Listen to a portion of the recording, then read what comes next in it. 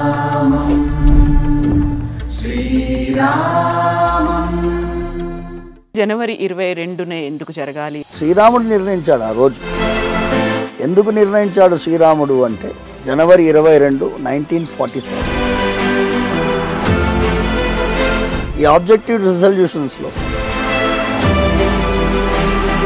దీనికి తగినట్టు మనం రాజ్యాంగాన్ని నిర్మించాలి అనేటటువంటి resolution passed unanimously by Pandit Jawaharlal Nehru. చాలా మంది ఇప్పుడు కాంగ్రెస్ బాయ్కాట్ చేశారు, మేము వెళ్ళమంటున్నాం. కాంగ్రెస్ నాయకులందరికీ నేను దయచేసి ప్రార్థిస్తున్నాను, ఎంత ఆలోచించి ఆ రిజల్యూషన్ పాస్ అయింది. రెండవది, ఇది పద్మనాభ స్వామి వారికి డైరెక్ట్ కనెక్షన్ ఉంది, అనంత పద్మనాభ స్వామి కేరళలో. ఎందుకు అంటే ప్రారంభానికి అంత తొందరపడాల్సిన అవసరం ఏముంది అనేది. సోమనాథ్ దేవాలయం అప్పుడు కాంగ్రెస్ పార్టీ పూర్తిగా నిర్మించబడలేదు. అప్పుడు కూడా లింగాకారంలో ఉండే ప్రదేశం మాత్రం కవర్ చేయబడింది. తొందరగా ముహూర్తం వచ్చింది, ఆ ఫీలింగ్ ఉండింది. అప్పుడు 1951లో చేయాలనే తపన ఉండింది, చేసేసారు. ఇప్పుడు కూడా సో అలాంటి ఒక ధర్మాన్ని మళ్ళీ పునశ్చ స్థాపించడం కోసమే. నమస్తే, నేను Kavitha. Welcome to I dream news. జనవరి 22 అయోధ్యలో భవ్య దివ్య రామ మందిరంలో రామ్ లల్లా ప్రాణ ప్రతిష్ఠ జరగబోతోంది. 100 ఏళ్ల నిరీక్షణ తర్వాత అయోధ్యలో బాలరాముడు రామ మందిరంలో వేంచేయబోతున్నారు. ఇప్పుడు దేశం అంతా అందరూ ఎదురు చూస్తున్నటువంటి అంశం ఇదే. దీంతో పాటుగా రామరాజ్యం గురించి కూడా మాట్లాడుకుంటున్నాం. అసలు జనవరి 22నే ఎందుకని ప్రాణ ప్రతిష్ఠ జరుగుతోంది, వీటి గురించి మనం మాట్లాడుకోబోతున్నాం. ప్రస్తుతం మనతో పాటుగా ఉన్నారు రంగరాజన్ గారు, చిలుకూరు ఆలయ అర్చకులు అండ్ అడ్వకేట్ కూడా. రంగరాజన్ గారు నమస్కారం అండి. జై శ్రీరామ్. జై శ్రీరామ్. ఇప్పుడు మనం జనవరి 22నే ఎందుకు జరగాలి అనేటువంటి ఒక మాట వినిపిస్తోంది. 3 అంతస్తులో మందిర నిర్మాణం అనుకుంటే ప్రారంభానికి అంత తొందరపడాల్సిన అవసరం ఏముంది అనేది, రామరాజ్యం గురించి, రాముడి గురించి ఇంత తొందర అవసరమా, ఇంత చర్చ అవసరమా అనేది మీరేమంటారు? ఆపదాం అపహర్తారం దాతారం సర్వసంపదాం లోకాభిరామం శ్రీరామం భూయో భూయో నమామ్యాం. ఆపదలని పోగొట్టేటటువంటి వారు ఆ శ్రీరామచంద్రమూర్తి. అన్ని విధములైన సంపదల్ని ప్రసాదించేటటువంటి వారు కూడా శ్రీరామచంద్రమూర్తి. శ్రీరాముల వారికి అంత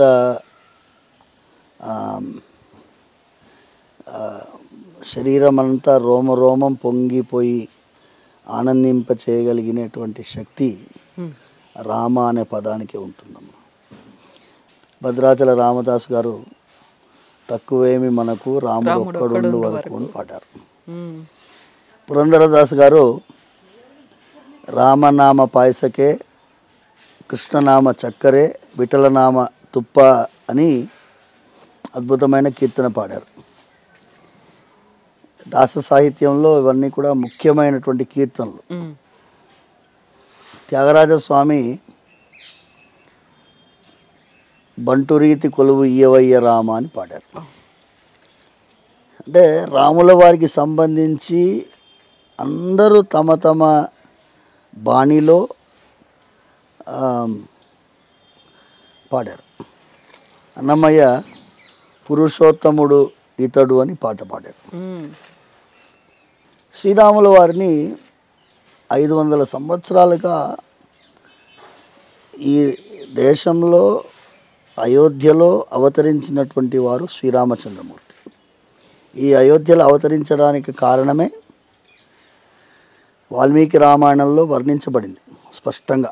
3,000,000 దేవతలు వెళ్ళి ఆ శ్రీరాముల వారి యొక్క అవతారం కోసం విష్ణుమూర్తిని ప్రార్థిస్తున్నారు. విష్ణుమూర్తి దగ్గర శరణు కోరుతున్నారు. రామాయణమే శరణాగతి శాస్త్రం. శరణు కోరి రావణాసురుడి బారి నుంచి మమ్మల్ని రక్షించండి, అధర్మం భయంకరంగా ఉంది, మా యజ్ఞయాగాదులు జరగడం లేదు, ముఖ్యంగా పంటలు పండడం లేదు, చాలా అకాల వర్షాలు, అతివృష్టి లేకపోతే అనావృష్టి, ధర్మం లేకపోతే ఇవేవి లేవు. అయితే శ్రీమన్నారాయణుడు దశరథుడి యొక్క ఇంట్లో నేను అవతరిస్తాను అని వాగ్దానం చేశాడు. ఆ వాగ్దాన ఫలితమే మనకి పుత్రకామేష్టి యాగం, తర్వాత మనకి శ్రీరాముల వారి అవతారం అయోధ్యలో జరిగింది. కొన్ని వేల సంవత్సరాలుగా అయోధ్యలో ఒక అద్భుతమైన రామ మందిరం ఉండింది, కానీ కూల్చబడ్డది. కూల్చబడిన తర్వాత మన పూర్వీకులు ఎన్నో యుద్ధాలు చేశారు. గురు గోవింద్ సింగ్ కూడా యుద్ధం చేశారు. అక్కడ మళ్ళీ పునశ్చ మందిర నిర్మాణం జరగాలని యుద్ధం చేశారు. ఛత్రపతి శివాజీ మహారాజు కూడా ప్రయత్నం చేశారు, కానీ జరగలేదు.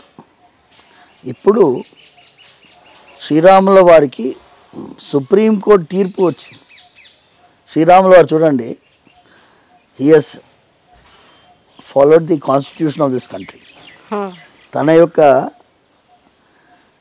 ఆలయ నిర్మాణానికి జాగా సుప్రీంకోర్టు తీర్పు ఆధారంగా తీసుకున్నారు. తీసుకుని అక్కడ మందిర నిర్మాణం ప్రారంభమై గర్భాలయము చుట్టూ మీరు చూస్తే లెవెల్ 1 లెవెల్ 2 అని ఉన్నది. అద్భుతంగా జరుగుతుంది నిర్మాణం. ఇప్పుడు మీరు అడిగినది ముఖ్యమైన ప్రశ్నకి ఇంత ఉపోద్ఘాతం ఎందుకు ఇస్తున్నాను అంటే, జనాలకి ఆ ఫీలింగ్ రావాలమ్మ. ఎంత నిరీక్షణ ఫలితం. 14 ఏళ్లే వనవాసం, అయితే 500 ఏళ్ల పాటు నిరీక్షణ. ఇక నిర్మాణం జరుగుతున్నది, ఎంత తొందరగా ప్రవేశిస్తే అంత మంచిది అనేటటువంటి భావన ప్రతి ఒక్కరి మనసులో వచ్చేసి ఇప్పుడు మందిరం ఆదరాబాదరగా నిర్మిస్తున్నారు. లేకపోతే గర్భగుడి పూర్తిగా కాలేదు, ప్రాకారాలు రెడీ కాలేదు, అంత లోపల ఎందుకు ప్రతిష్ట క్వశ్చన్ వస్తుంది. ఇప్పుడు మీరు అడిగిన ప్రశ్నలోనే సమాధానం ఉంది. ఏంటి అంటే, ఇంతకుముందు ఉండినటువంటి దేవాలయం కదా అది, జీర్ణోద్ధరణం జరుగుతుంది. జీర్ణోద్ధరణం జరుగుతున్నప్పుడు జీర్ణమైనటువంటి దేవాలయాన్ని పునర్నిర్మిస్తున్నాము అనేటటువంటి ప్రశ్నలో ఆగమం ఏమంటుందంటే, జీర్ణోద్ధరణం అర్చానాం కృతం ఏన మహాత్మన యుగకోటి సహస్రాణి దేవలోకే మహీయతే. ఎవరైతే జీర్ణోద్ధరణం చేయబడినటువంటి దేవాలయాన్ని జీర్ణోద్ధరణం చేసేటటువంటి ప్రయత్నంలో పాలు పంచుకుంటాడో అతనికి అంత పుణ్యఫలం చెప్పబడింది ఆగమంలో. అయితే జీర్ణోద్ధరణం అయినటువంటి దేవాలయంలో ఈ రూల్స్ అండ్ రెగ్యులేషన్స్ వర్తించదు. మొత్తం పూర్తిగా అయ్యే వరకు వెయిట్ చేయాలనే నియమాలు లేవు. ముఖ్యంగా గర్భాలయము మీరు నిర్మించుకొని గర్భాలయంలో స్వామివారిని ప్రతిష్ఠించుకొని చుట్టూ పరివార ఆలయాలు నిర్మించుకోవచ్చు అని కూడా ఇంకొక శాస్త్రం ఉంది. దాంట్లో ఏ ప్రక్రియ చూసినా మన తొందరపాటు అనేది విషయం కాదు. మూడోది, ఈ నిర్ణయం అనేది మనం చేయటం లేదు. ఇప్పుడు భగవంతుడు తాను నిర్ణయించుకున్నాడండి. లేకపోతే ఇంత పెద్ద ఉప్పొంగుతుందండి భక్తి. ఆవిడ జర్మనీ నుంచి ఒక ఆయన పాట పంపిస్తున్నాడు, ముస్లిమ్స్ పాటలు పాడుతున్నారు, ఎక్కడెక్కడ నుంచో రోజు ట్విట్టర్లో అప్లోడ్ చేస్తున్నారు పాటలు. పోనీ అప్లోడ్ చేస్తున్నారంటే ఒక్కొక్కటి 10,000 20,000 కాదు, 7 మిలియన్ వ్యూస్ 6 మిలియన్ వ్యూస్ పాటలు ఉన్నాయి. అంటే జనాల్లో అంత పొంగి ప్రవహిస్తుంది భక్తి. అందుకోసం ఆ నిర్మాణంలో తొందరపాటు అనేది చెప్పడానికి లేదు. మూడోది, 22 జనవరియే ఎందుకు అనే ప్రశ్న వచ్చింది. 22 జనవరి అనేది కారణం మీరు ఏం చెప్పినా కూడా అది పౌష్యమాసం, శుక్లపక్షం, ద్విద్వాదశి, సోమవారం, మృగశిర నక్షత్రం. జ్యోతిష్కుడిని అడిగితే ఉత్తరాయణంలో ప్రతిష్టా ముహూర్తాలు మంచివి అని చెప్తారు. కానీ ఈ రోజు నిర్ణయించింది జనవరి 22 నా శ్రీరామచంద్రమూర్తి. ఎందుకంటే ఒక స్వామివారి దేవాలయంలో స్వామివారి సేవలో ఉండే అర్చకుడుగా కానీ, ఒక రాజ్యాంగాన్ని దగ్గరగా పరిశీలించినటువంటి కాన్స్టిట్యూషనల్ లా అడ్వకేట్గా కానీ చూస్తే జనవరి 22 is apt day decided by my Rama. శ్రీరాముడు నిర్ణయించాడు ఆ రోజు. ఎందుకు నిర్ణయించాడు శ్రీరాముడు అంటే, జనవరి 22, 1947 ఎగ్జాక్ట్లీ 77 years బ్యాక్. అది కూడా జనవరి 22. 22 జనవరి 22 1947 కాన్స్టిట్యూయెంట్ అసెంబ్లీ. కాన్స్టిట్యూయెంట్ అసెంబ్లీ అంటే అప్పుడు ఇండియా పాకిస్తాన్ ఇంకా విభజించబడలేదు. ఇండియా పాకిస్తాన్ బంగ్లాదేశ్ ఒకటే ఉండింది అప్పుడు. కాన్స్టిట్యూయెంట్ అసెంబ్లీలో ఒక రాజ్యాంగాన్ని నిర్మించుకోవాలి. ఆ రాజ్యాంగం ఎలా ఉండాలనే దానికి ఆబ్జెక్టివ్ రిజల్యూషన్ పాస్ అవుతుంది. ఈ ఆబ్జెక్టివ్ రిజల్యూషన్స్లో కొన్ని సంఖ్య ప్రకారంగా వాళ్ళు ఒక్కొక్కటి రిజల్యూషన్ మూవ్ చేస్తున్నారు, యునానిమస్గా పాస్ చేస్తున్నారు. అందులో ఇది ఏన్షియంట్ ల్యాండ్, వినండి, ఇది ఏన్షియంట్ ల్యాండ్. ఇది ధర్మానికి ముఖ్యమైనటువంటి స్థానం ఉండేటటువంటి ప్రదేశం. అండ్ పెద్ద వాళ్ళు, తపశక్తి సంపన్నులు, ఋషులు సంచరించినటువంటి ఈ ప్రదేశం. దీనికి తగినట్టు మనం రాజ్యాంగాన్ని నిర్మించాలి అనేటటువంటి resolution was passed unanimously by Pandit Jawaharlal Nehru. చాలామంది ఇప్పుడు బాయ్కాట్ చేశారు, మేము వెళ్ళమంటున్నారు. కాంగ్రెస్ నాయకులందరికీ నేను దయచేసి ప్రార్థిస్తున్నాను, if you don't own anything else, forget about everything. Pandit Jawaharlal Nehru is the first prime minister of this country. మొట్టమొదటి ప్రధాని కదా. కాంగ్రెస్ వాళ్ళు నేనేమంటున్నానంటే ఈ ఆబ్జెక్టివ్ రిజల్యూషన్ దీన్ని మీరు కోట్ చేసుకోండి మీ స్పీచెస్లో. ఎంత ఆలోచించి ఆ రిజల్యూషన్ పాస్ అయింది. రెండవది, డాక్టర్ రాధాకృష్ణన్ గారు ఇంకా ఎక్స్ప్లెయిన్ చేస్తున్నారు ఏన్షియంట్ ల్యాండ్ గురించి.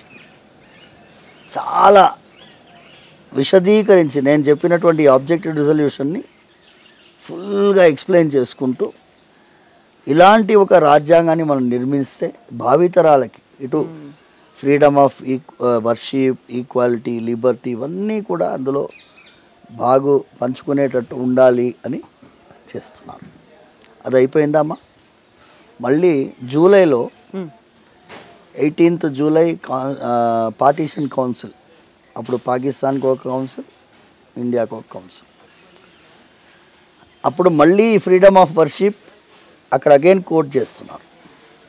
ఈ freedom of worship like they want to worship అనే వర్డింగ్స్ ఉన్నాయి. అక్కడ ఒక మాట వచ్చింది, మౌంట్ బ్యాటన్ గారు ఉన్నారు, ఆయన ఏమంటున్నారంటే ఇక్కడ మైనారిటీస్ ఆర్ ముస్లిమ్స్, అక్కడ మైనారిటీస్ ఆర్ హిందూస్. పాకిస్తాన్లో వాళ్ళకి వీళ్ళకి ఎటువంటి భేదభావం రాకుండా మీ రాజ్యాంగం నిర్ణయించుకోవాలి అని అంటున్నారు. అయిపోయింది, పార్టీషన్ కౌన్సిల్ ఏర్పాటు అయిపోయింది, విభజన అయిపోయింది. విభజన అయిపోయిన తర్వాత వాళ్ళకి సెపరేట్ కాన్స్టిట్యూయెంట్ అసెంబ్లీ ఉంది పాకిస్తాన్ వాళ్ళకి. వాళ్ళు ఫస్ట్ మీటింగ్లోనే వెనకాలకి వెళ్ళిపోయారు వాళ్ళు ఇచ్చిన మాటకి. మనము ఇక్కడ చూడండి ఎంత ఫ్రీడమ్ ఆఫ్ వర్షిప్ ఉంది. ఏం చెప్పినా కూడా అమ్మా, Islam they can freely practise profess, Christianity they can freely practise profess. ఏ మతమైనా కూడా ఇక్కడ స్వతంత్రంగా వారు వాళ్ళ మతాన్ని అవలంబించవచ్చు అనేటటువంటి విధానం ఇది రామరాజ్యం వల్లనే సాధ్యం. రామరాజ్యమే బేసిక్. ఇప్పుడు ఒక ఆయన నాస్తికుడు పుస్తకం రాశాడు, Ram Rajya means equality, freedom of thought, worship, everything అని రాశాడు నాస్తికుడు.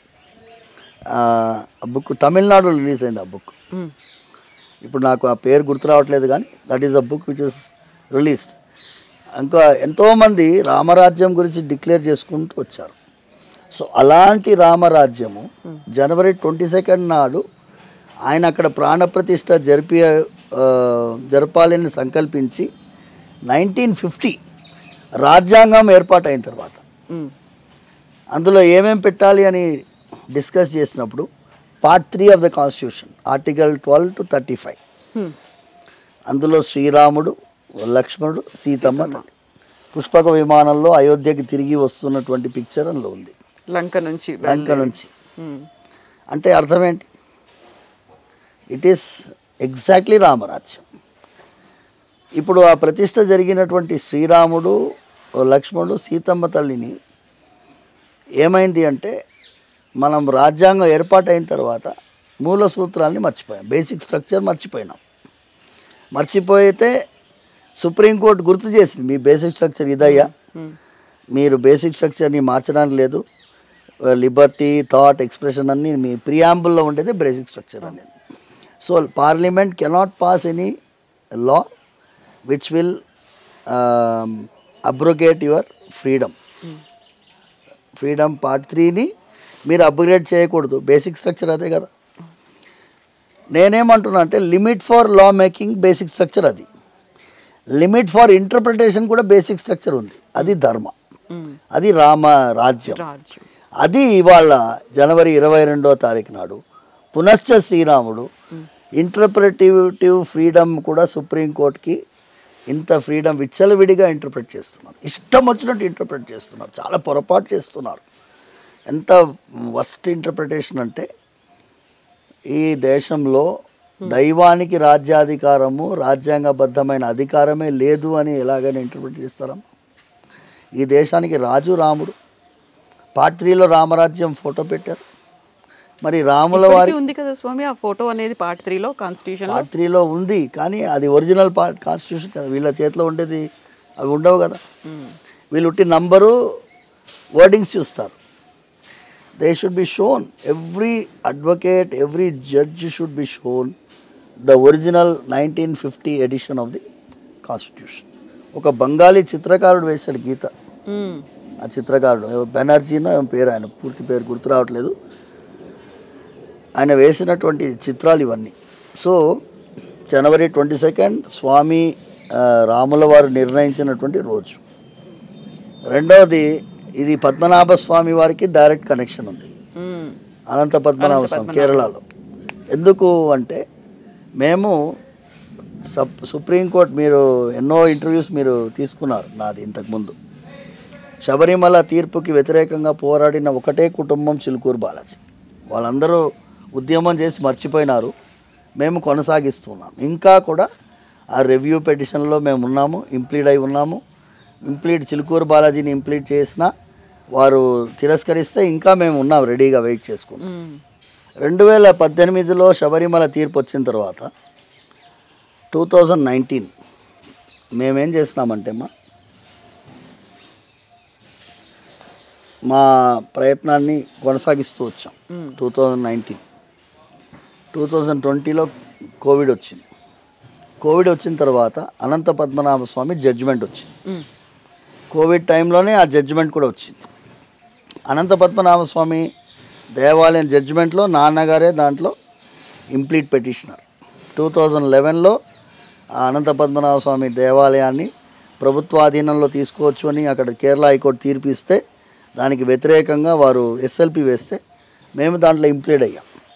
అక్కడ క్లియర్గా మేము నాన్నగారు పాయింట్స్ చూడండి, ఆయన సౌందరరాజన్ గారు is a great inspiration for all of us. మా అందరికీ కూడా ఆయన ఒక ఆదర్శమైనటువంటి వ్యక్తిత్వం ఉన్న మనిషి. సుప్రీంకోర్టులో ఇంప్లీట్ పెటిషన్, మా ఇంప్లీట్ పెటిషన్ మీదనే తీర్పు రావడానికి ఇది కారణమైంది. కోవెనెంట్లో ఏముంది? కోవెనెంట్లో ఏముందంటే పద్మనాభస్వామి రాజు, వీరు రాజవంశీకులు దాసులుగా పనిచేస్తారు. మేము రాజులం కాము. వారి కిరీటం పైన పాదుకలు వేసుకొని ఉంటారు. స్వామివారి పాదుకల్ని కిరీటం పైన పెట్టుకొని రాజ్యాన్ని నడిపిస్తూ ఉంటారు వాళ్ళు. పద్మనాభ దాసులని వాళ్ళ పేరే పద్మనాభ దాసాస్. వాళ్ళని కొనసాగించాలి. ఎందుకంటే ఈ దేవాలయము ఇలా నడుస్తుంది అంటే వాళ్ళలాగా నడిపించడానికి భగవంతుడికి దాసుడుగా ఉండేటటువంటి వాడు ట్రస్టీగా ఉండాలి. అండ్ వాళ్ళు ఏమన్నారంటే రూలర్ పోయింది కదా, గవర్నమెంట్ అని రూలర్ పోయింది కదా అంటే, రూలర్ పోయింది కానీ ఇది సెపరేట్. ఇప్పుడు 21st అమెండ్మెంట్ అప్పుడు ఇందిరాగాంధీ తీసేసి అందరు ప్రివీ పర్స్ అబాలిష్ చేసినప్పుడు అందరు రూలర్స్ పోయారు. కానీ పద్మనాభ స్వామి ట్రస్ట్ ఈజ్ ది రూలర్, ఆయన దైవమే రూలర్ అక్కడ. కేరళ డిఫరెంట్ అమ్మా, మీరు అది కొంచెం ఈ మీ ఆడియన్స్ మీ వ్యూవర్స్కి చెప్పాలి. కేరళలో పద్మనాభ స్వామి రాజ్యం అనేది తిరువనంతపురంలో రాజు పద్మనాభ స్వామి, వీళ్ళు దాసులు రాజవంశీకులే, కానీ వీళ్ళు తిరుపతి దానం అని ఒకటి 1750లో చేశారు. ఇవాళ నుంచి మా రాజ్యం అంతా స్వామివారికి సమర్పించి మేము స్వామివారి ప్రతినిధిగా రాజ్యాన్ని నడిపిస్తాము. తిరుపతి దానం అంటారు దాన్ని. ఆ తిరుపతి దానం ప్రకారం వాళ్ళు రాజ్యాన్ని నడిపిస్తున్నారు. సో వాళ్ళు ఏమైందంటే అన్ని రాజ్యాలు విలీనమయ్యాయి భారతదేశంలో. ఈ రాజ్యం విలీనం అయ్యేటప్పుడు సర్దార్ పటేల్ గారు వెళ్ళాల్సి వచ్చింది. దీనిలో బీపీ మెనన్ గారు బాగా రాస్తారు. సర్దార్ పటేల్ గారు వెళ్ళాల్సి వస్తే వీళ్ళు స్పష్టంగా ఒక మాట అన్నారు, మేము మా రాజ్యాన్ని విలీనం చేయకూడదు అని స్వామి స్వప్నంలో మాకు చెప్పాడు. సర్దార్ పటేల్ గారు అన్నారు, మీ రాజ్యాన్ని భారతదేశంలో కలపాలని నాకు స్వామి స్వప్నంలో కల్పించారు. చమత్కారంగా అవుతారు. మీకేం ప్రాబ్లం అడిగితే మాకు ఒక కాన్స్టిట్యూషన్ ఉంది కేరళలో. వాళ్ళ కాన్స్టిట్యూషన్ ఏంటి అంటే సెక్యులర్ పార్ట్ అంటే విద్య, వైద్యం అవన్నీ కూడా కౌన్సిల్ ఆఫ్ మినిస్టర్స్ చేతిలో ఉంటుంది. దేవాలయం మాత్రం రాజవంశీకుల చేతిలో ఉంటుంది. It will not be A part of council of ministers. వాళ్ళు ఒక వాగ్దానం తీసుకున్నారు, దేవాలయం కూడా సెక్యులర్ మినిస్టర్స్ చేతిలో వెళ్లకుండా మీరు వాగ్దానం చేసి అలాంటి మా కాన్స్టిట్యూషన్ని మీరు కనుక రాజ్యాంగంలో ఇన్కార్పొరేట్ చేస్తే మేము విలీనం చేస్తాము. It was a part of the agreement. అందుకే ఆర్టికల్ 26 వచ్చింది. ఆర్టికల్ 26లో ఫ్రీడమ్ ఆఫ్ అడ్మినిస్ట్రేషన్ క్లియర్గా ఉంది. Each denomination, every denomination will have ABCD. అందులో అంబేద్కర్ గారు డి మాత్రం property will be as per law అని ఉంది. That's okay. మీరు భూమి ఉంటుంది, ల్యాండ్ ఉంటుంది, అది కూడా యాజ్ పర్ లా అంటే దానికి కొంచెం క్లారిఫికేషన్స్ జాగ్రత్త పడ్డారు. So article 26 is based on the Travancore constitution. మేము అదే సుప్రీంకోర్టులో అనంత పద్మనాభం జడ్జిమెంట్ వచ్చిన తర్వాత మేము Sabarimala deity does not have fundamental rights అన్నారు కదా, మరి you declare Padmanabha Swamy as a ruler. The moment you notify him as a ruler, మేము అందరు డైటీస్ని రూలర్ కింద మేము డిక్లేర్ చేసుకుంటాము. ఆయనకు కూడా he will have a denominational rights అని చెప్పి అలా ఆ విధంగా మేము ప్రయత్నం చేశాం. అక్కడ రామ్నాథ్ కోవింద్ గారు, మేము ఎందుకు అంటే ఆయన షెడ్యూల్ క్యాస్ట్ కమ్యూనిటీ, ఆయన he was very much touched by our representation. He referred it to the Council of Ministers, Union Government కి రెఫర్ చేశారు. It is an article 363 dispute. ఏదైనా డిస్ప్యూట్ కోవనెంట్ రిలేటెడ్ వస్తే it should be referred to, it cannot be settled by the court. అంటే they have to take opinion of the judiciary and 143 reference కింద. ఇప్పుడు మనకి 2G జరిగినప్పుడు అన్ని spectrum అంతా కొట్టేశారు కదా, అప్పుడు 143 రెఫరెన్స్ తీసుకున్నారు. జడ్జిమెంట్ వచ్చింది ఏం చేయాలని. So first come first serve పోయి ఓపెన్ ఆప్షన్ పెట్టవచ్చు అని చెప్పి ఇచ్చారు కదా. అలాగే దీన్ని కూడా 143 రెఫరెన్స్ పంపించమని చెప్పి అడిగాం. వాళ్ళు ఒప్పుకోలేదు. అథారిటీస్ ఎగ్జిక్యూటివ్ వాస్ వెరీ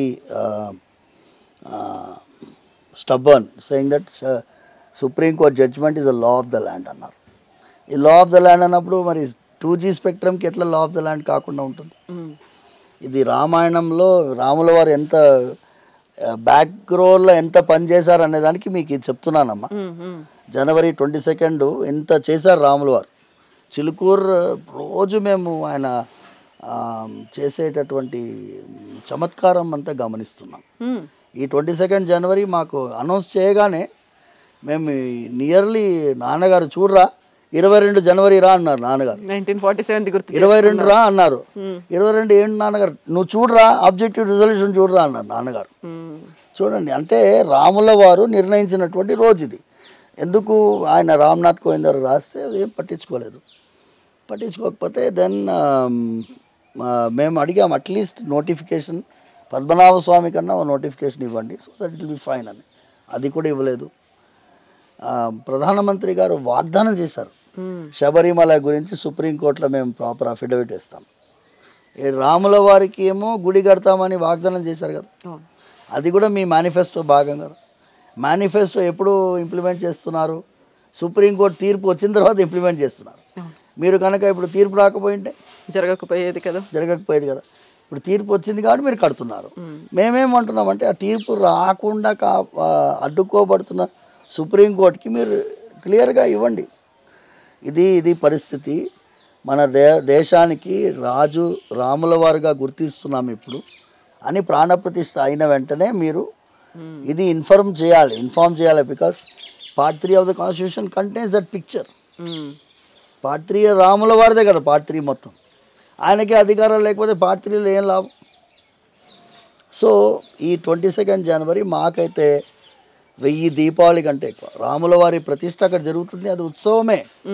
కానీ రాజ్యాంగంలో రాముల వారు దిగుతున్నారు చూసారమ్మా. ప్రత్యక్షమైనటువంటి ధర్మాన్ని లోపల దించు. రామః విగ్రహవాన్ ధర్మము సుప్రీంకోర్టు బయట రాసి పెట్టింది, యతో ధర్మస్ తతో జయ. మీరు ఇప్పుడు పోయి చూస్తే అది మొత్తం ఎల్లో పెయింట్ కొట్టింది, ధర్మ కనిపించదు అందులో. అది కూడా మా ఫోటోగ్రాఫ్ ఉంది. మొన్న మేము పోయాం సుప్రీంకోర్టులో, ఏంట్రా అది ధర్మ యతో ధర్మస్ తతో జయ ఉండాలి, మొత్తం ఎల్లో పెయింట్ కొట్టింది, ఎవరు కనిపించదు. అది ఎంబాసింగ్ లోపల ఎలా కనిపిస్తుంది? మీకు కాంట్రాస్టింగ్ పిక్చర్ వేస్తేనే కదా కనిపిస్తుంది. సో అలాంటి ఒక ధర్మాన్ని మళ్ళీ పునశ్చ స్థాపించడం కోసమే రాముల వారు జనవరి 22 స్వస్మై సుప్రీతయే స్వయమేవ కారయతి, ఆయన ప్రీతి కొరకు ఈ 22 కార్యక్రమాన్ని నిర్ణయించుకున్నారు. ఎంతమంది నిష్ణాతులు నిర్ణయించినా ఈ జనవరి 22 వచ్చేది కాదు, ఒక్క రాముల వారి వల్లనే అవుతుంది అనేటటువంటి ప్రగాఢమైన నమ్మకం మాకు కలిగింది. స్వామి, ఇప్పుడు మీరు ఒక మాట అన్నారు, రాజ్యాంగంలోనే శ్రీరాముడి ప్రాణ ప్రతిష్టకు సంబంధించి ఉంది. ఆర్టికల్ 3 అనేది దానికోసమే డెడికేటెడ్గా ఉంది. ఇప్పుడు దేశానికి రాజుగా రాముడిని చేస్తూ ఒక రిజల్యూషన్ రావాలి అనేది, ఇవి చాలా పెద్ద స్టేట్మెంట్స్, చాలా అంత ఈజీగా అర్థం చేసుకునేవి, ఎంత ఈజీగా యాక్సెప్ట్ చేసేటువంటి స్టేట్మెంట్స్ కాదు కదా స్వామి. కాకపోవచ్చు, కానీ ఈ దేశాన్ని ఇప్పుడు మీరు రాజ్యాంగంలో రాయకపోతే ఏంటమ్మా? ఇప్పుడు మీరు రోడ్లపై అడగండి, ఈ దేశానికి రాజు ఎవరంటే రామరాజ్యం అంటారు. అంటారా అనరా? ఇప్పుడు ఆయన మన చీఫ్ జస్టిస్ గారు మొన్ననే జడ్జిమెంట్ ఇచ్చారు, ఆర్టికల్ 370 పైన జడ్జిమెంట్ ఇచ్చారు. ఏమిచ్చారు? మీ ఇంటర్ప్రిటివ్ ఇప్పుడు మీరు law, there is also limit to law making.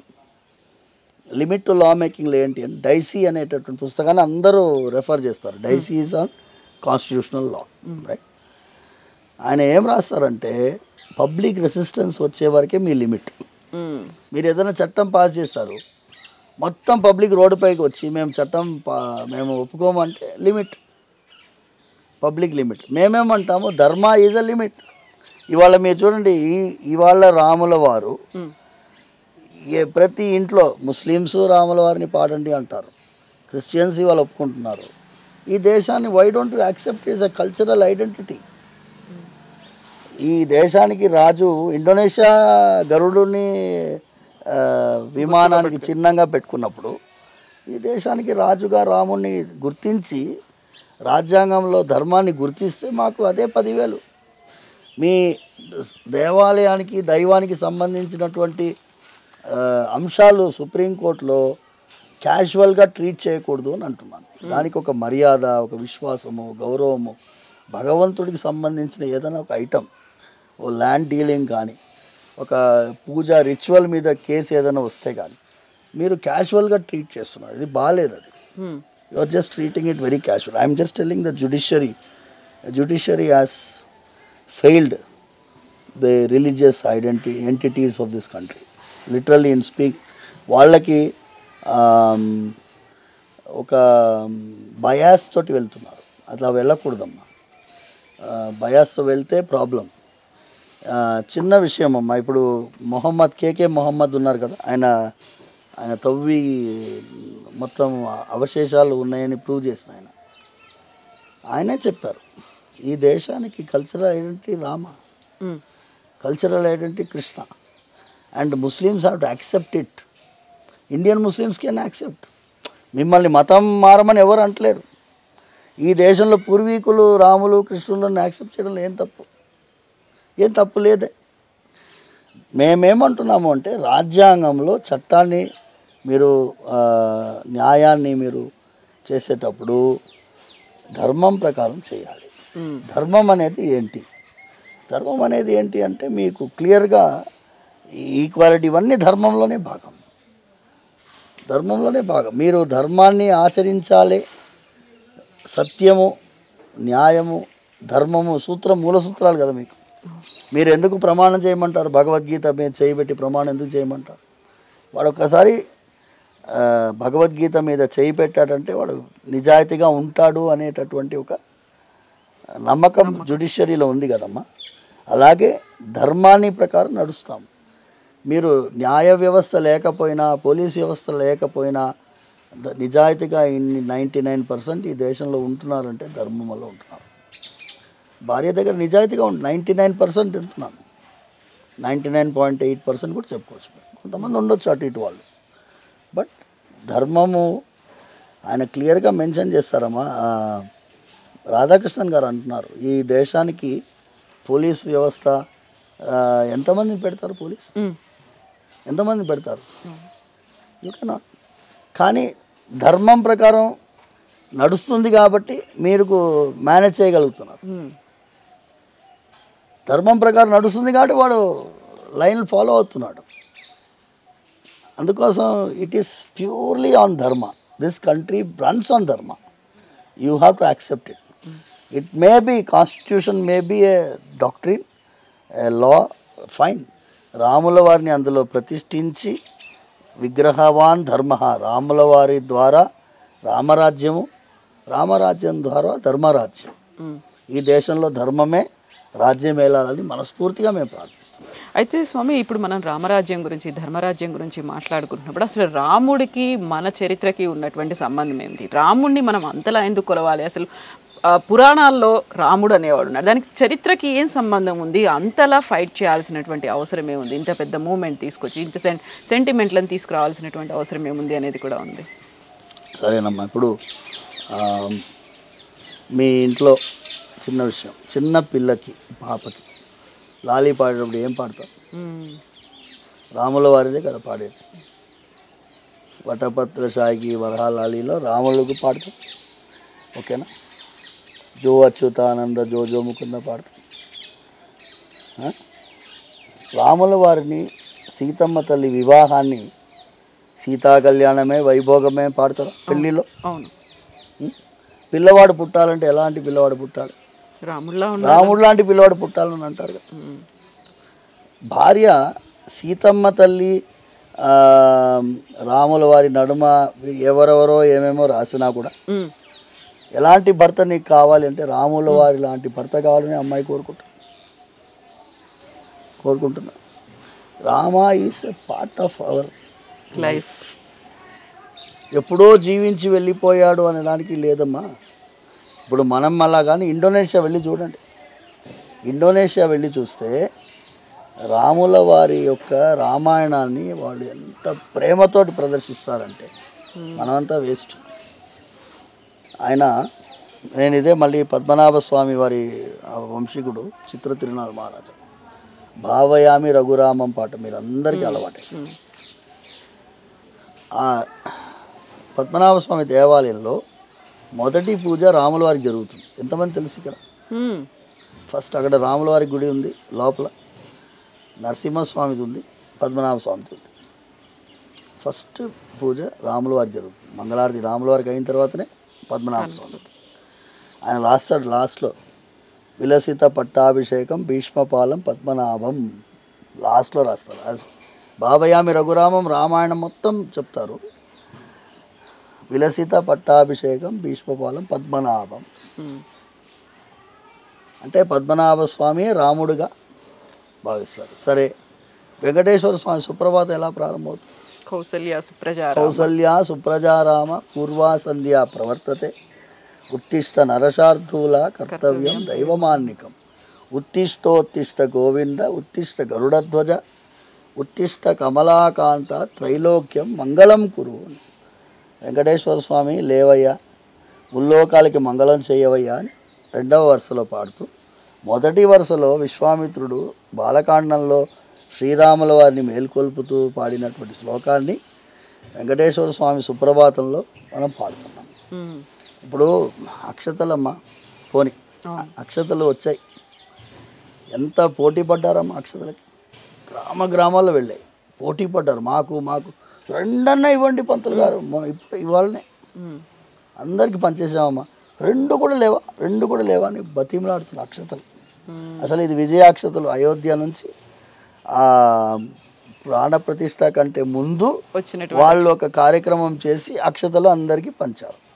ఎందుకంటే దేశం నలుమూలల ఇన్వాల్వ్మెంట్ ఉండాలని చెప్పి. ఓకేనమ్మా. ఇప్పుడు రెండు అంశాలు ఉన్నాయి. ఒకటి election election is also festival కదా. శ్రీరాముల వారిని దేశం నలుమూలల రాముల వారి అక్షతలు వెళ్ళాలని ప్రయత్నం చేశారు. మీరు మెటీరియలిస్టిక్గా భావిస్తే ఆధార్ కార్డుకి ఇంత పరిగెడతారా? Unless it is link to Aadhaar card ఉంటేనే మీకు ఉద్యోగం, ఆధార్ కార్డు ఉంటేనే. ఇక్కడ ఎందుకమ్మా ఆ అక్షతలు ఏమొస్తాయి మీకు? Because we are spiritual human beings మా, వీఆర్ వెరీ వెరీ స్పిరిచువల్. ఈ దేశంలో ఉండే గొప్పతనమే అది మా. ఆయన ఏమంటాడంటే, a Muslim in India is more religious Muslim than Muslim in Gulf. దేసే, నేను చెప్పలేదు. A Christian in India is more religious Christian than Christian in Jerusalem, America. వాళ్ళు ఇంత లోపల నుంచి ఆ ఫీలింగ్ తోటి రిలీజియన్ పాటిస్తారు. అందుకోసము ఈ దేశంలోనే అది ఆధ్యాత్మికమైన చింతన అనేది చాలా ముడిపడి ఉందాం, మన జీవితంలో ముడిపడి ఉంది. అందుకోసం రాముల వారికి ఇంత ఎందుకండి అంటే, ఇంతకంటే ఇంకెక్కువ చేయాలండి అని చెయ్యాలండి అని మేమందరం కోరుకుంటాం. కానీ ఆనందం కలుగుతుంది, ఇంతనన్నా చేస్తున్నారు వీళ్ళు. కొంత అక్కడక్కడ వాడవాడల్లో రామాలయాల్లో ఎల్లుండి ప్రాణప్రతిష్ఠ కార్యక్రమం అప్పుడు కోలాటం వేస్తున్నారు, కళ్యాణాలు చేస్తున్నారు, అన్నదానాలు చేస్తున్నారు.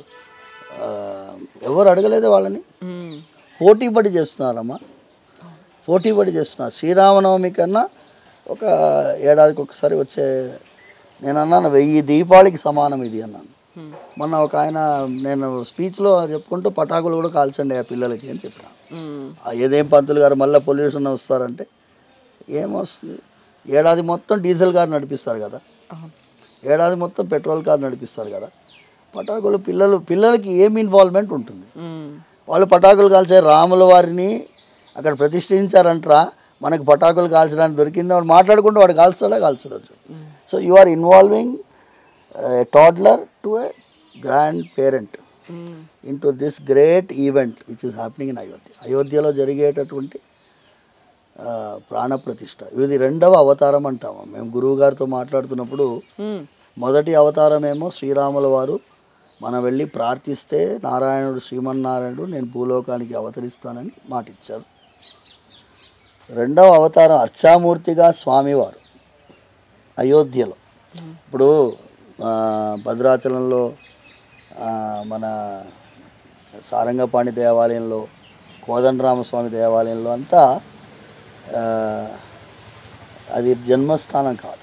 అయోధ్య అనేది ఆయన అవతార స్థానం, రామ్లల్లా విరాజ్మాన్. ఆ భూమికి ఆ ఏరియాకే ఇక్కడ అవతరించాడు అనేటటువంటి ఆ పులకించిపోయేటటువంటి ఆ భూమిదేవికి ఉండేటటువంటి ఆ ప్రదేశానికి సుప్రీంకోర్టు తీర్పులోనే ఉంది. ఇది బికాస్ రామ్లల్లా విరాజ్మాన్ ఈ ఏరియా, పవిత్రమైనటువంటి ఈ ప్రాంగణం, ఈ ప్రదేశం, ఇక్కడే రాముల వారి గుడి కట్టాలి.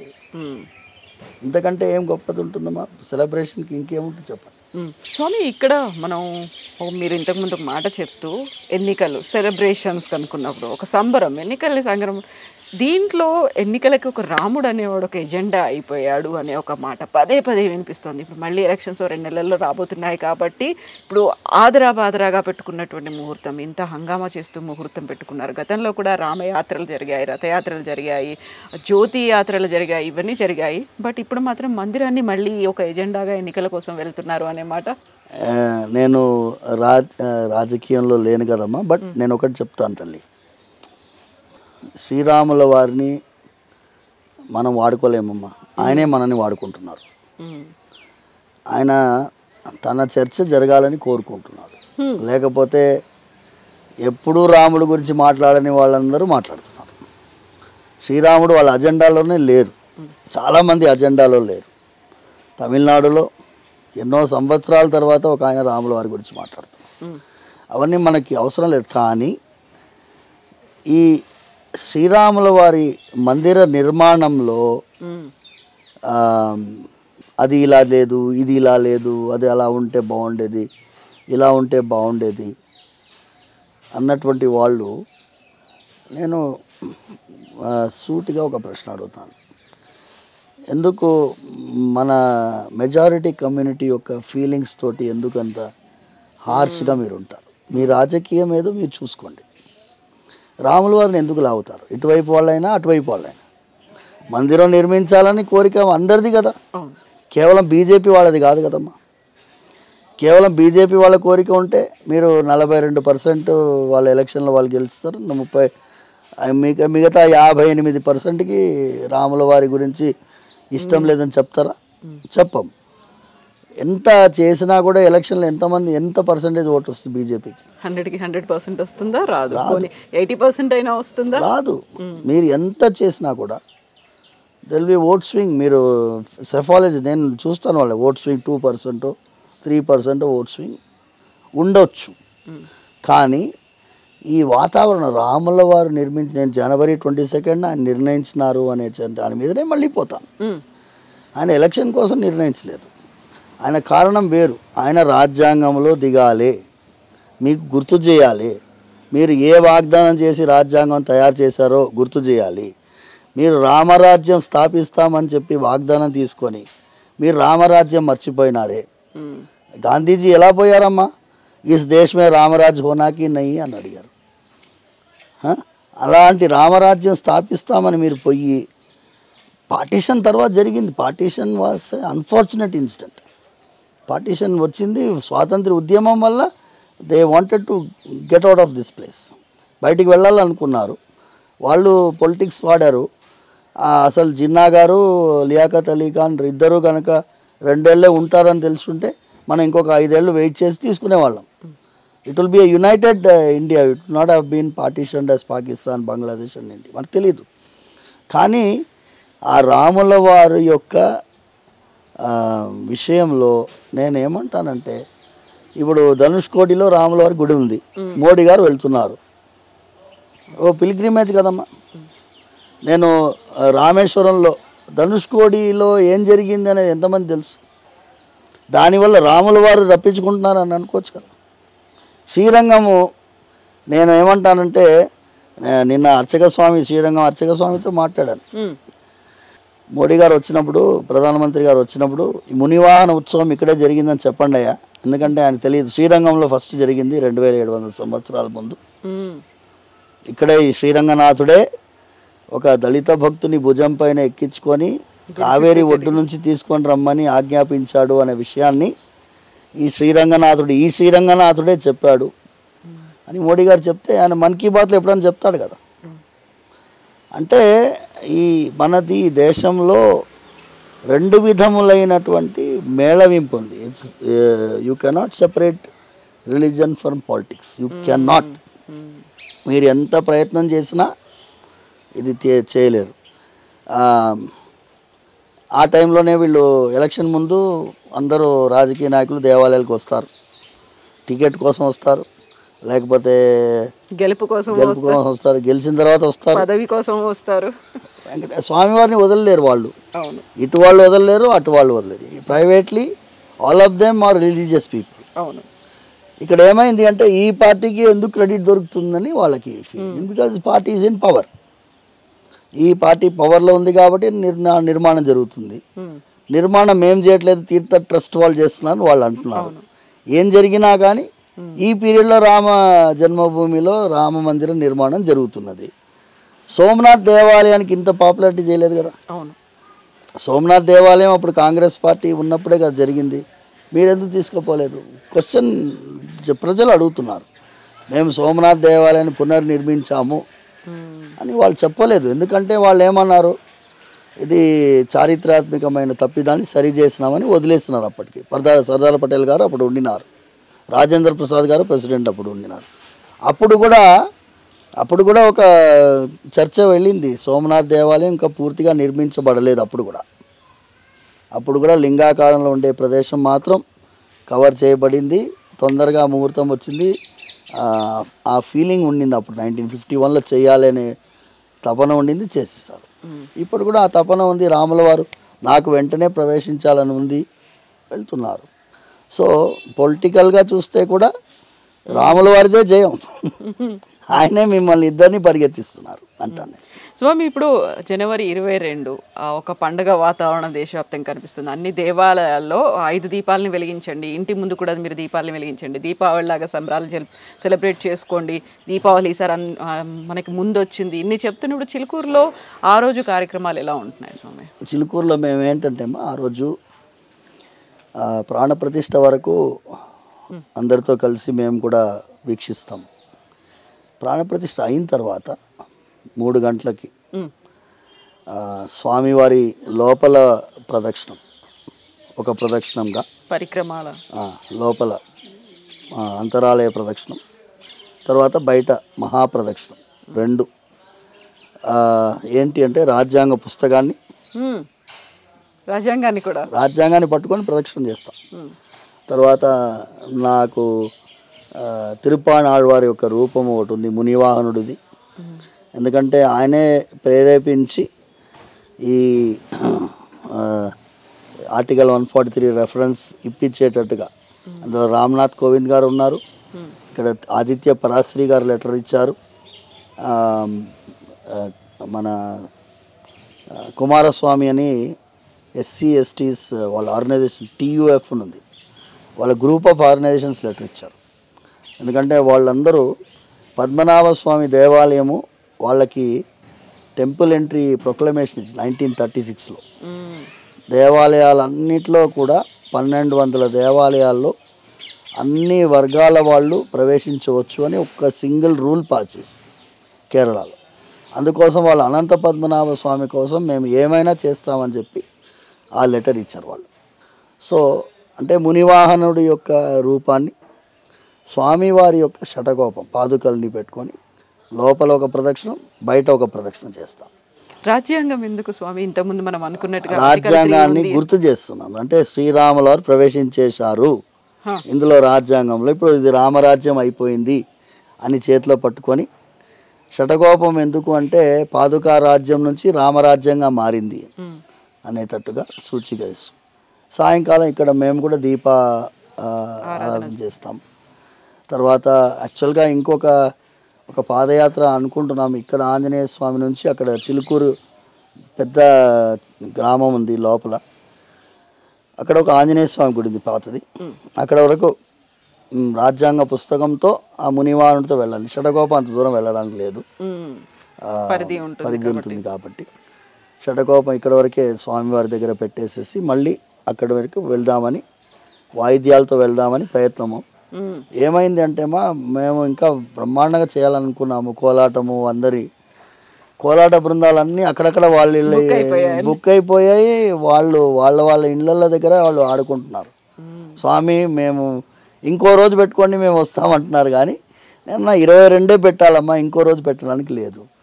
సో వీలైనంత వరకు మనం కూడా చేద్దామని ప్రయత్నంలో ఉన్నాం.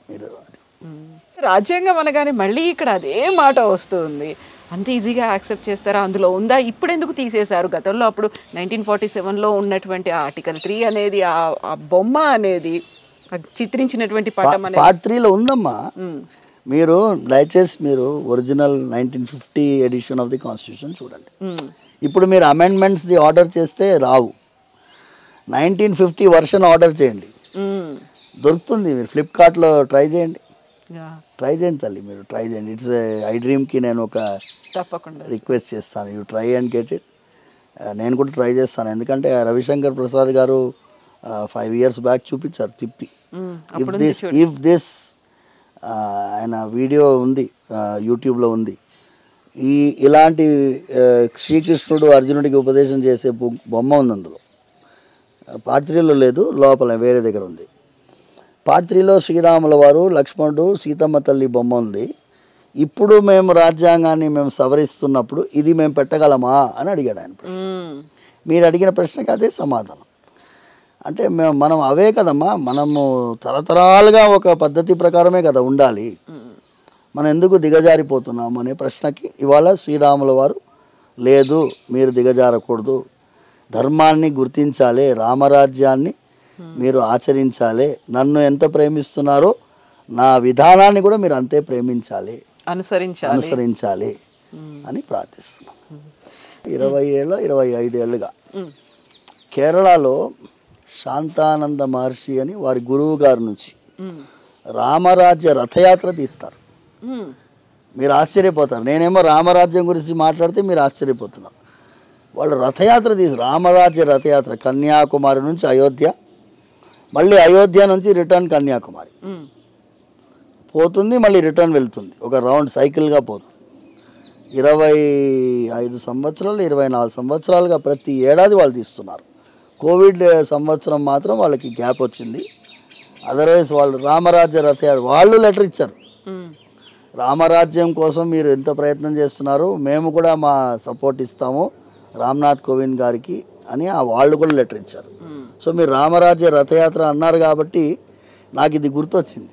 రామరాజ్యం కోసం అంటే డెఫినెట్గా ఇది రామరాజ్యమే, నిస్సందేహంగా రామరాజ్యమే. ఎంతమంది న్యాయ కోవిదులు ఎంత వక్రీకరించినా కూడా, ఎంత సెక్యులరిస్ట్ అయినా కూడా, సెక్యులరిజం ఇవాళ జీవించి ఈ దేశంలో ఉంది అంటే మన వల్లనే ఉంది. Majority of Hindus are there, that's why you are secular.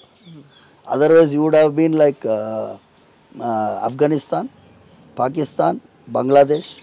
If you are an Islamic state, there is no minority existing. Liaquat Ali Khan opposition leader ఒక బెనర్జీ గారు లేచి ఆ డిస్కషన్, ఇది ఇంపార్టెంట్ అమ్మా, ఆయన ఏమన్నారంటే, మీరు అన్నారు కదా మీరు ఈ దేశంలో డెమోక్రసీ ఉంటుందని పాకిస్తాన్లో అంటున్నారు కదా, నేను ఒక ఉలేమాని అడిగినాను, if it is an Islamic state ఎలా ఉంటుందంటే, ఉలేమా ఏమన్నారంటే, ఇస్లామిక్ స్టేట్లో మేము వేరే మతం వాడిని మేము ప్రెసిడెంట్గా కానీ ప్రైమ్ మినిస్టర్గా కానీ మేము ఒప్పుకోము, if it is an Islamic state it cannot happen అన్నారు, ఉలేమా గారు అన్నారు. అయితే లియాఖత్ అలీ ఖాన్ బదులు చెప్తున్నాడు, ఉలేమాలందరూ నిర్ణయించలేరయ్యా, రాజ్యాంగం నిర్ణయిస్తుంది అన్నారు. ఇప్పుడు ఏమైంది? రాజ్యాంగం ఒక్క ముస్లిమేతరుడైనా ఏ రాజ్యాంగబద్ధమైన పదవిలో ఉన్నాడమ్మా? పాకిస్తాన్లో ఉన్నారా? ఉండగలిగాడా? ఈ దేశంలో ఇది రామరాజ్యం, which recognises human beings based on their calibre. అది రామరాజ్యం. హ్యూమన్ బీయింగ్ భగవంతుడు మానుష రూపాన్ని ఇచ్చినాడు అంటే నీతిగా, నిజాయితీగా, ధర్మంగా. ఏ ధర్మం? హిందూ ధర్మం ప్రకారం కాదు, నీతిగా నిజాయితీగా బతకడం కూడా ధర్మమేమా? విలువలతో కూడినటువంటి జీవితం కూడా ధర్మమేమా? నీ రాజధర్మాన్ని నువ్వు నిర్వర్తిస్తే కూడా ధర్మమే. ఒక డ్రైవర్ ఉన్నాడు, బస్సు డ్రైవింగ్ చేస్తున్నాడు, వీరు వెనకాల కూర్చున్న వాళ్ళు 40 మంది ప్రయాణికులు ఉన్నప్పుడు ఆడుకు పోయి పక్కన లిక్కర్ షాప్లో తాగి బండి నడిపిస్తే ఆయన డ్రైవింగ్ ధర్మాన్ని పోగొట్టుకున్నాడు కదా, 40 మంది జీవితాలతో ఆడుకున్నట్టే కదా, అది ధర్మం కిందికి రాదు. సో ధర్మం ఈజ్ డ్యూటీ, రెస్పాన్సిబిలిటీ, కర్తవ్య దీక్ష, ఇవన్నీ ధర్మం కిందికి వస్తాయి. ధన్యవాదాలు స్వామి, మళ్ళీ మనం మాట్లాడుకుందాము. Thank you so much. That's with Rangarajan గారు. This is Kavitha signing.